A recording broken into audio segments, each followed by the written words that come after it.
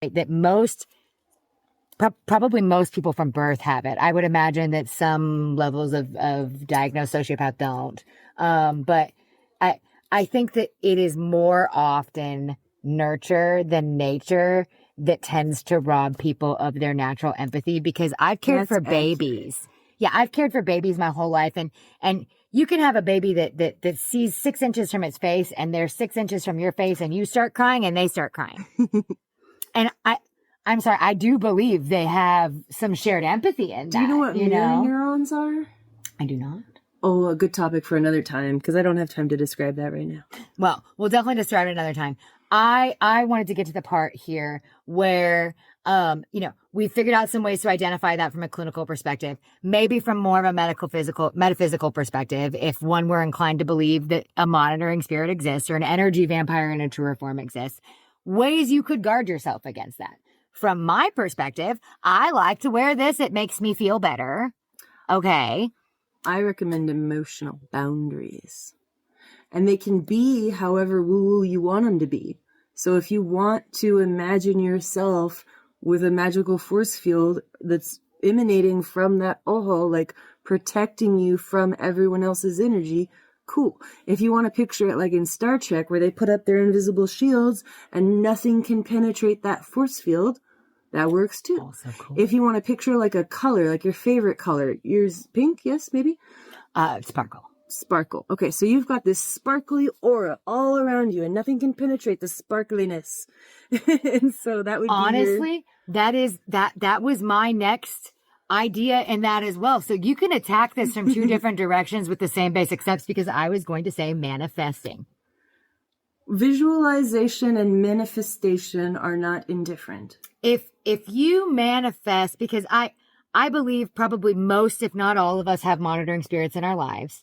I think some of us grow closer to them than others based on maybe those predefined roles, or maybe based on your archetype or your past lives or anything, really soul contracts that happens, in some belief systems.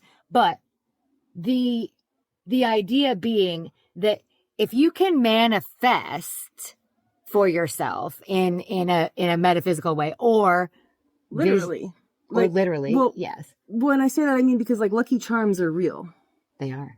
Like scientifically, I'm saying they've studied them. Like people who wear their Lucky Charms, whether it's their lucky underwear or their lucky bracelet, or they spun around 3 times because that's what their God told them to do. That whatever they do for their own self, that's a lucky charm or a prayer or spirituality, if you believe it to be true, the science has shown through studies that it increases your real world performance. And the evidence of that, I think, can be really shown through football. Home field advantage, yes, is a thing. It is. It's absolutely a thing. And yes, I would say that manifestation, like you said, lucky items being real. I've never heard it put that way, but something that gives you that added layer of feeling and protection. But also, I think a lot of the idea being manifesting or deciding that it cannot affect you. Mm-hmm. It cannot. It's going to be there. And I think that it can go, you said can make you feel like shit. I will go further and say, I personally think it can literally make you ill to have monitoring spirits taking your energy, even if you don't know they are there. I think it can make you feel quite bad to have those things. So guarding yourself, either, in whatever way your brain can naturally land there, I think is so helpful. I forget which culture it is that believes when you take a picture, a piece of you is taken from you. There's a few of them. There's a few? Okay. Yes. I didn't know if that was related at all. Kind of, but no.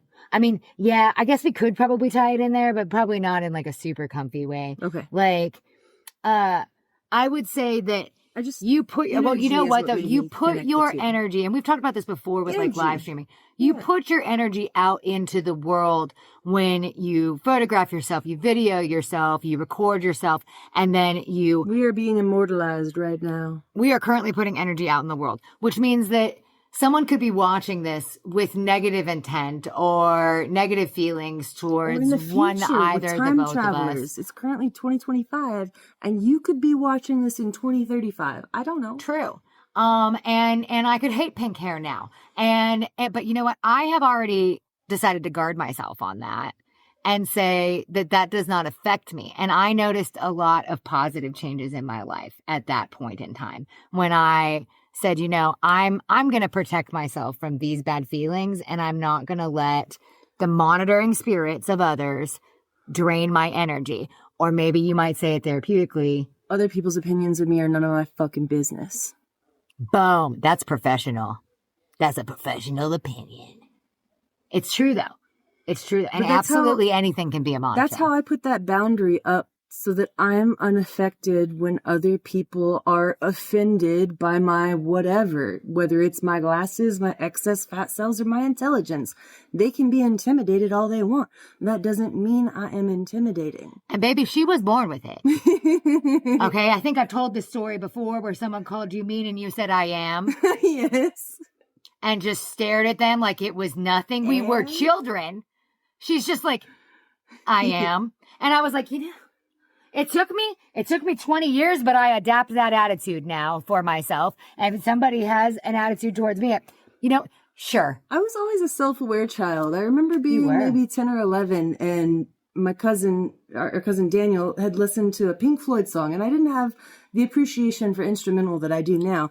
Now I can listen to Bach and instrumental and Lindsey Sterling and love it, but at the time I heard this Pink Floyd instrumental, totally didn't appreciate it. I said I didn't like it because of the lyrics or lack thereof. And he said, "What is wrong with you?" And I put my hands on my hips and I looked at him and I said, "I'm 11. I'm 11. What more do you need to know? There was no appreciation for music yet. I love that so very much. And I will often not kindly remind adults of my children's ages in a very similar fashion. If someone is to say something about anything, I have very well-behaved children, and I don't even... Everybody says so. But if they act like a child, you'll remind them. But if they act like a child, and someone is... I remember distinctly one of my babies was just kind of babbling in Target.